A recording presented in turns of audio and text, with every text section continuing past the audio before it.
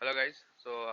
आज हम UPSC set 2021 set है क्वेश्चन नंबर 29 ये लगाने जा रहे हैं। इसमें लिखा है person X from a place A and another person Y from place B set out at the same time to walk towards each other. The places are separated by a distance of 15 kilometre. X walks with a uniform speed of 1.5 km per hour and Y walks with a uniform speed of 1 km per hour for the first hour, with a uniform speed of 1.25 km in the second hour, with a uniform speed of 1.5 km in the third hour and so on। मतलब कि हर एक घंटे पे उसकी speed जो है वो 0.25 जो है किलोमीटर पर आवर बढ़ जा रही है। तो हमको अब स्टेटमेंट दे रखे हैं कि which of the following are correct. They take 5 hours to meet, they meet midway between A and B, और 1 एंड 2 ओनली ऐसे करके लिखा है। उसको डायग्रामेटिकली हम एक डायग्राम बनाएंगे। इसमें लिखेंगे एक ये पॉइंट ए है, ये पॉइंट ए है, ये पॉइंट बी है, और यहाँ पर्सन जो एक्स है वो यहाँ ए से चल रहा है इस डायरेक्शन में, और जो पर्सन वाई है वो इस डायरेक्शन में चल रहा है। तो पर्सन एक्स की जो स्पीड है वो 1.5 किलोमीटर है और ये फिक्स है, मतलब इसकी चेंज नहीं होगी। और जो वाई है वो इनिशियली तो 1 किलोमीटर पर आवर से चल रहा है, लेकिन हर एक घंटे पे उसकी स्पीड में 0.25 जो है इंक्रीमेंट हो जा रहा है। तो हमको देखिए अब पहला चेक करना है कि they take 5 hours to meet.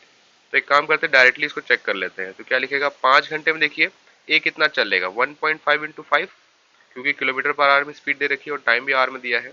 तो 1.5 इंटू 5 कितना हो जाएगा, 7.5। अब देखिए 5 घंटे में वाई कितना चलेगा। देखिए पहले घंटे में स्पीड कितनी है, 1 है, तो 1 किलोमीटर चलेगा पहले घंटे में। फिर नेक्स्ट घंटे में क्या हो जाएगी, उसकी स्पीड बढ़ जाएगी 0.25 से, तो स्पीड फिर कितना चलेगा अगले घंटे में, 1.25 किलोमीटर कवर करेगा। इसी तरह 1.5 किलोमीटर कवर करेगा, फिर 1.7 इतना आ गया। अब इसको सबको जोड़ लेते हैं। तो देखिए 1.25 और 1.75 इनको जोड़ेंगे तो कितना आएगा, 3 आएगा। और 2 और ये 1 को जोड़ेंगे तो कितना आएगा, 3 आएगा। ये 1.5 ऐसा, तो टोटल जोड़ेंगे तो 7.5 आएगा। अब ये 7.5 किलोमीटर चला 5 घंटे में ए ने, और जो है एक्स ने चला, और जो बी वाई ने चला उसने भी 7.5 किलोमीटर चला। तो टोटल जोड़ने पे कितना आ रहा है, 15 किलोमीटर, और यही हमारा डिस्टेंस है।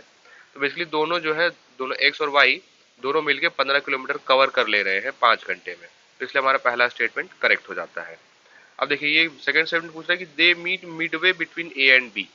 तब देखिए ये जो एक्स है वो कितना चला, 7.5 किलोमीटर चला, तो यहाँ पे क्या, यहाँ पे आ गया 7.5। और देखिए ये जो 15 किलोमीटर का आधा होगा तो कितना होता है, 7.5 ही होता है। तो इसका मतलब दोनों जो है 7.5 7.5 चले, मतलब मिडवे मीट कर जाएंगे। तो इसका मतलब क्या है कि स्टेटमेंट 2 भी करेक्ट है।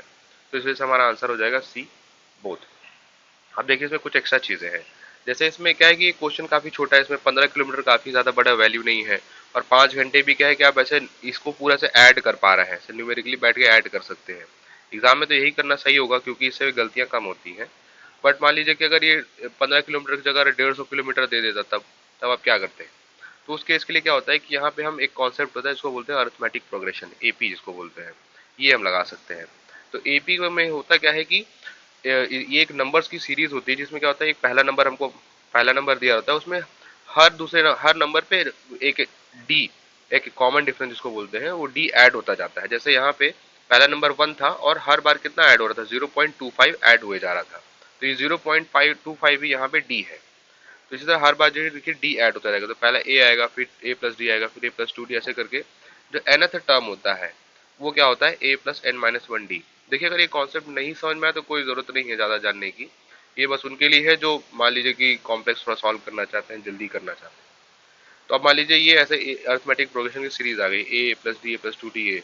तो अगर मान लीजिए कि स्टार्टिंग अगर एन टर्म्स को ऐड करेंगे तो कितना आएगा, तो उसके लिए भी एक फॉर्मूला होता है जिसको बोलते हैं S N equals to n/2, ये n/2 इंटू ब्रैकेट में ये पूरा 2a plus n minus 1 into D.